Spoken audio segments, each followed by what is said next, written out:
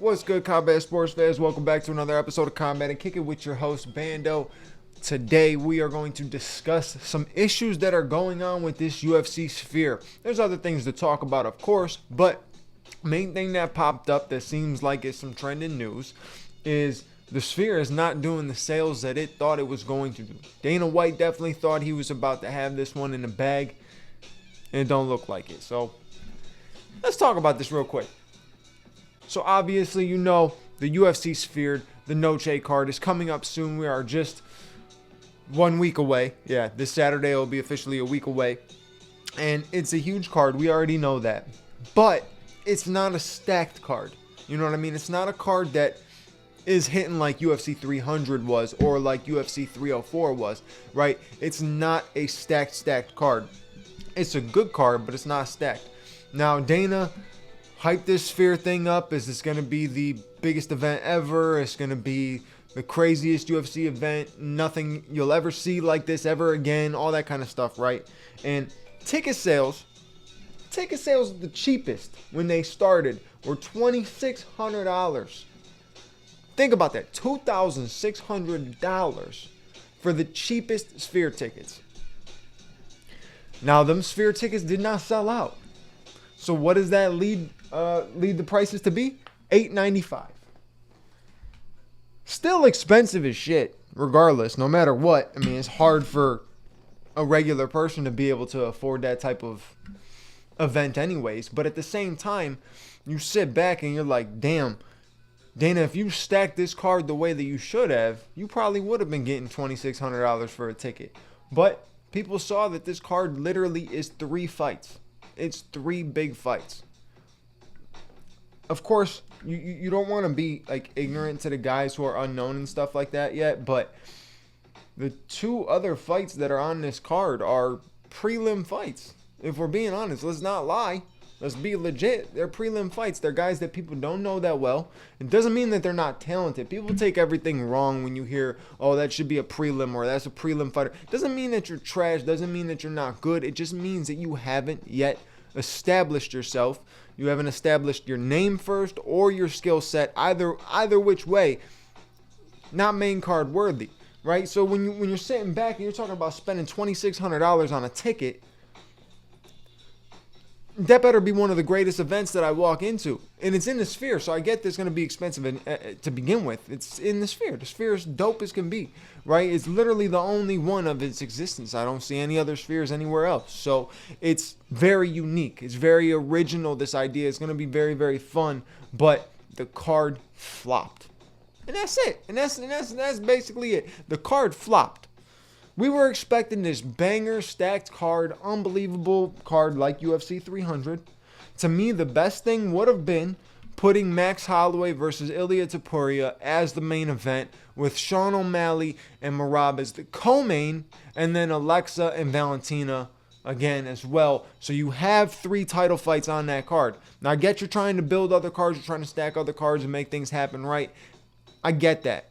But this is supposed to be a massive card. You're trying to sell it. You're trying to sell it. There's $2,600 you're trying to sell this as. That's insane.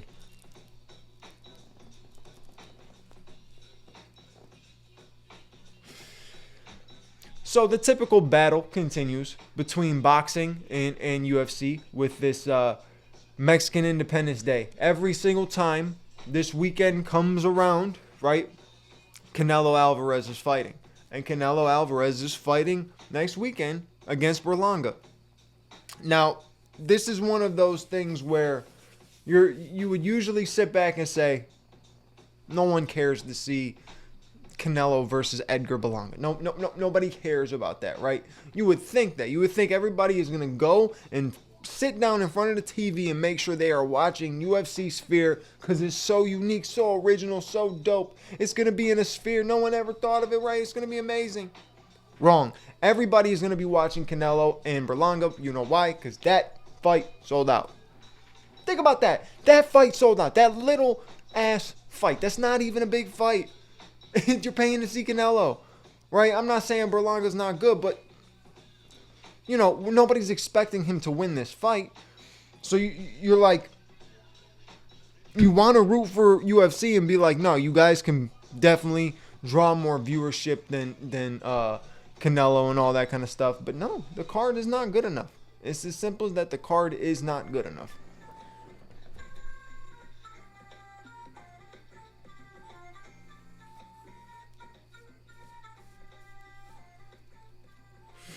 See, the thing about this card is there's just some good fights on this card. That's it. There's good fights on this card. There is no exciting fight besides one. Diego Lopez versus Brian Ortega is exciting because, you know, a little bit of history now there with what happened with the last pay-per-view or 2 pay-per-views ago when they were supposed to fight. Right, this is a good fight, a good featherweight matchup, a featherweight matchup that makes sense. Can we see Diego Lopez climb up faster? Is Brian Ortega still battling in the top of the division? We're gonna find out on that Saturday. But that's the only fight that poses some excitement, where you sit back and you're like, oh, I'm excited to see that because that could be a banger of a fight, right? Alexa and Valentina, we've seen it twice already. I've discussed this before. We've seen it twice already. It's not like it's something that we're jumping with joy for. No one was asking for this. No one was asking for that fight. And obviously, Sean and Merab, we knew it was going to be next. We wanted that to be next, right? But at the same time, you sit back, it's not a crazy exciting fight, right? You're either going to watch Sean piece him up or you're going to watch Merab shoot 860 times.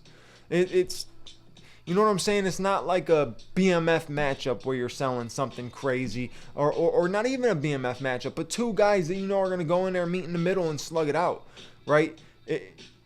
I don't know. I don't have high hopes for this card besides the fact that it's going to be in the Sphere. I think it's very cool. I think it's very unique, but I think this is going to be the one and only time you see UFC in the Sphere. And meanwhile, during this, you got the Sheik coming out talking about boxing pay-per-view prices.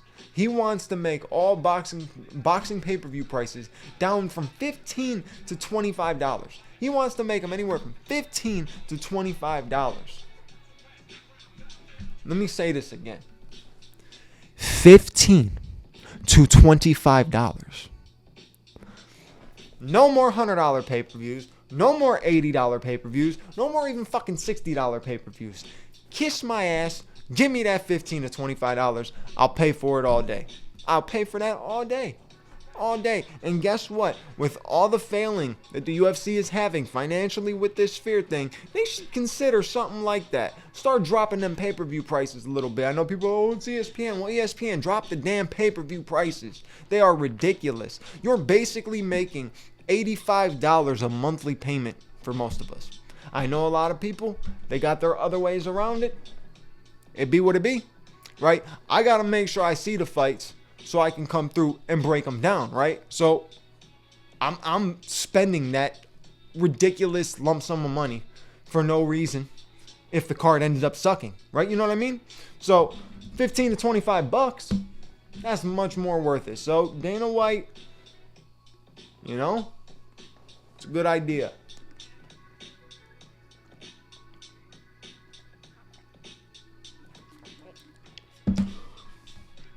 The Sheik has got it though, man. He's got the recipe. He's got the recipe for success when it comes to the boxing. From the aspect of making the fights, paying the guys the correct amount of money to get them to sign on the dotted line, and now also trying to look out for the regular guy that's just sitting watching these fights at home. That's what I'm talking about. The Sheik is winning. The Sheik is winning. Talking about Bivol versus Beterbiev is going to be $15. Thank you. Thank you. 100% thank you. That is phenomenal. But yeah, the Sphere failing as a financial aspect, I would say. But I mean, I could be wrong on that end. Who knows? We still got 1 week left. A lot could sell. Tickets drop, so maybe they'll sell even more than they thought they were going to now. But, you know, doesn't look like that big of a card. And then the other thing about it is people are coming out now talking about Merab having staph. There's a photo going around of him got a little staffy staff right there. Questionable. I always hate seeing a guy come in with staph because there's always the BS of one, he may pull out because he has a staph infection. It's a real deal thing. He might pull out because of that. On the other hand, number two, if he loses this fight, it's a built-in excuse no matter what. No matter what. That's how I was battling staph. Same thing Benoit Saint Denis said when he got knocked out by Dustin Poirier. I was battling staph. A lot of these guys do have to battle that stuff when they are in the octagon, when they are fighting, and it's very unfortunate. But now you don't get. It sucks. It feels like you don't get an honest assessment of what this fight's gonna be. You know what I mean? Like anytime a guy's coming in slightly injured, or a guy's coming in on a bad weight cut or something like that, like you feel like there's already an excuse that you can make, or he can make, or anybody can make about that situation. So, I don't like seeing it. I hope it's nothing major. I hope this fight goes through. I hope we get this fight, no problem. This is what we want. This is what we want to see. So, and honestly, if that fight pulled out, oh my gosh, you literally, you ain't got nothing. You ain't got nothing for the Sphere. And that's another thing. Matter of fact, when it comes to pay-per-view prices and pullouts, those two things go hand in hand. It should never, ever be the exact same price if the fucking main event is pulled out.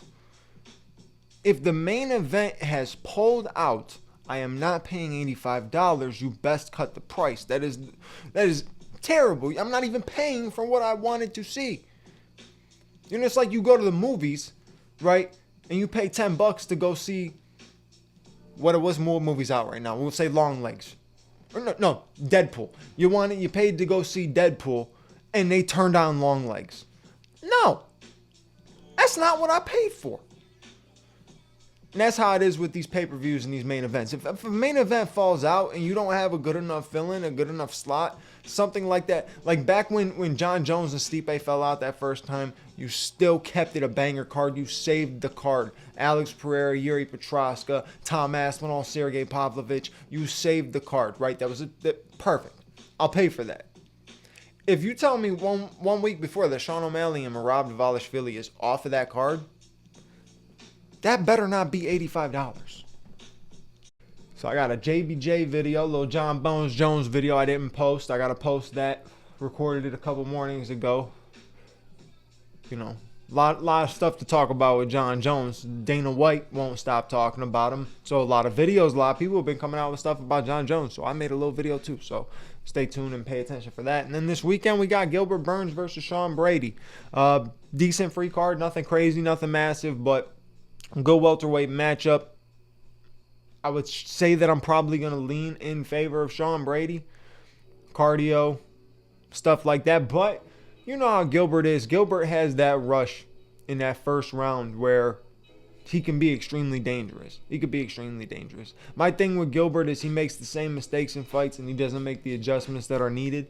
And that really pisses me off. He goes in with the same striking attempts. He goes in with the same takedown attempts. Everything that all of his openings, they're always there every single time. So it's surprising to see that a lot of guys don't always exploit them. But Gilbert Burns also cracks. So if he catches you, it could be a long night. I think Gilbert is one of those guys who he has to stay calm. He has to stay calm. If he stays calm, he's good. He's good. When he gets overzealous, he gasses out super quick, and that's when the fight gets taken over by the other guy. And Sean Brady, we already know the ground game is going to be worked. I think Sean Brady is going to basically take a page out of Bilal Muhammad's book going up against Gilbert Burns. A lot of takedowns, but still, showing a little bit of work on the feet, but a lot of takedowns. Still working the takedowns. Now, Gilbert is no slouch with the Brazilian Jiu-Jitsu. He hung in there with Damian Maia, ended up knocking out Damian Maia. He has fantastic Jiu-Jitsu. We know this. So it could be interesting if this fight does go to the ground. But that is the only big thing that's really going on for this weekend because there is no, I don't think there's any boxing.